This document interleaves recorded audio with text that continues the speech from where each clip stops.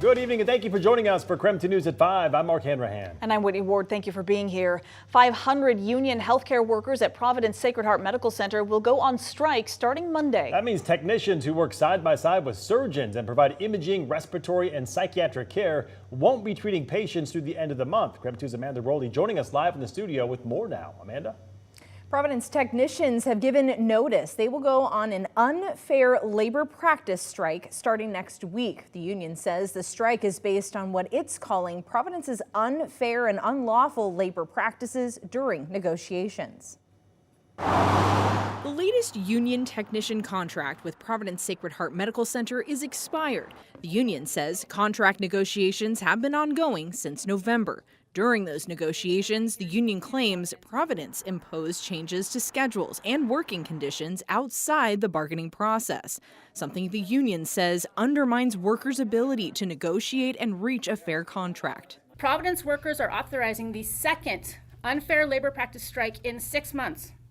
What is going on with Providence? What is going on with Providence? Hundreds of technicians will walk the picket line outside Providence Sacred Heart every day until the end of the month. I love caring for people, and I don't want to go on strike. We would all rather be with our patients, but at this point it seems like we have no other choice. The CEO of Providence says they were negotiating hours before the union voted to strike.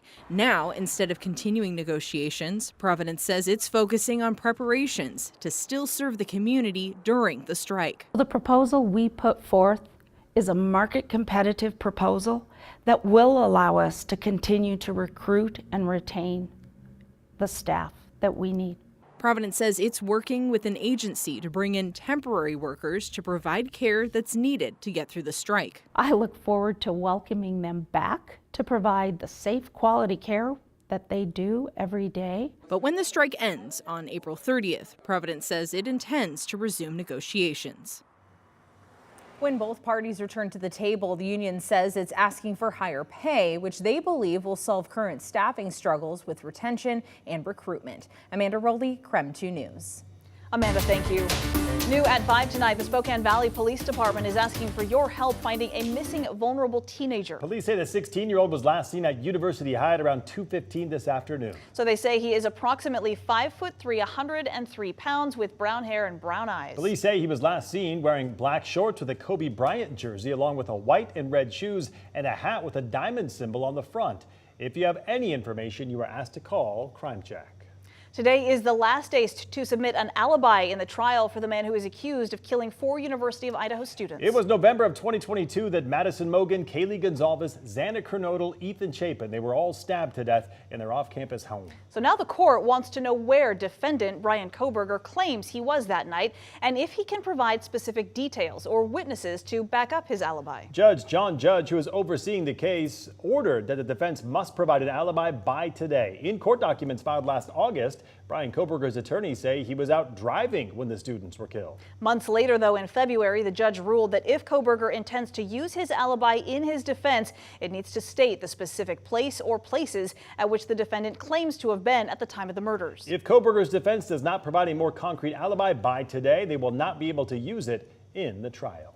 Well, Skylar Meade, who made national headlines after his escape last month, was back in court for his arraignment in Ada County this afternoon. He's accused of escaping Idaho Department of Corrections custody after receiving treatment at a Boise hospital and then leading police on a 36-hour manhunt. Meade was charged with felony escape today. If convicted, he could spend up to life in prison because of prior convictions. Law enforcement is also investigating whether Meade and another suspect were involved in 2 homicides in North Idaho while they were on the run. Meade's plea hearing is set for May 1st.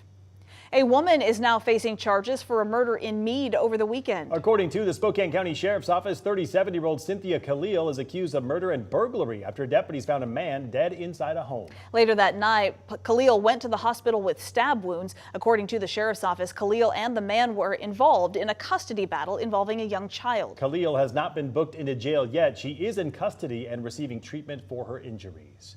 All right, let's take a break from the headlines to take a first look at the forecast with Chief Meteorologist Jeremy Legoo. Some sunshine out there, but some pretty dark, ominous looking clouds in the background. So once again, kind of a mixed bag out there tonight, Jeremy. Yeah, and it's just one of those patterns that we got to slowly get out of. You can see it looks very ominous out there, but notice how much darker some of that precipitation looks today than yesterday. That's because we've got a little more water in there than the frozen counterpart today. Still plenty of sunshine out at the airport. 53 degrees is where we currently sit, and we've got a little bit of that shower activity. Notice there's a much more pronounced line where it ends in eastern Washington today than yesterday. That's a big shift from where we were just 24 hours ago. A few of those showers just kind of falling apart. Another thing of note is look at how slow they're moving compared to yesterday. We don't have quite as much wind, so everything's just kind of slowly doing its thing. Sandpoint, you're in at Chweila, you're in at Deer Park. You've been kind of right on the edge of a few of those showers. Newport, expect those to last a little bit longer just with the slow moving aspect of these showers. We're going to watch these just kind of slide to the south a little bit longer as the sun goes down, the showers die off. We clear out overnight, and tomorrow morning, lines up cold, like really cold. Temperatures down near or below freezing across the inland northwest. Tomorrow afternoon, another one in the 50s, but we might see another few stray showers. We'll talk that in your full forecast. All right, Jeremy, thank you. A woman accused of running over and killing a 70-year-old man with his truck faced a judge for the first time today. She is charged with first-degree murder. KREM 2's Nathan Hyun is following this case for us tonight. He is live from Airway Heights with what we have learned today. Nathan? Mark Whitney, good evening. Well, I'm live on West Frontage Road right off of Sunset Boulevard here in Airway Heights, and the incident happened more than a week ago, but police tape is still up, and this is where investigators say a man got thrown through the fence and into a tree after being hit by his own truck. Court documents show that on the evening of April 9th in Airway Heights, 70-year-old Jared Fox picked up 27-year-old Alyssa Bray. She claims that he offered her money for sex. Do we have a plea in the case? Yes, she'll plead not guilty, Your Honor. All right, very good, thank you. Documents show the pair drove around for more than half an hour in Airway Heights before Fox pulled off the side of Sunset Frontage Road and got out of his car. That's when Bray locked the doors and drove off, allegedly hitting and killing Fox in the process. Police say Fox appeared to be partially clothed and appeared to have been thrown through a nearby fence and into a tree. Documents show police were on scene when they were alerted to a truck driving erratically. Police say after their initial investigation, they determined this truck was owned by Fox, but they could not locate the vehicle at that time. Later that evening, Lincoln County Sheriff deputies say they spotted the vehicle and after a short pursuit, took the driver into custody. Bray was driving the truck and was arrested for a DUI. But after an investigation, police say they arrested Bray for first-degree murder. When police interviewed Bray, she said, quote, "He wanted more of me and it gave me a gross feeling." And quote, "I didn't have to kill him." The state's asking to maintain the bond of $1 million. The victim has a criminal past. Jared Fox was found guilty of possessing child pornography in 2022. He was a registered sex offender in Spokane County. And Alyssa Bray is currently being held on a $1 million bond, and arraignment will be set at a later date. Live in Airway Heights, Nathan Hyun, KREM 2 News.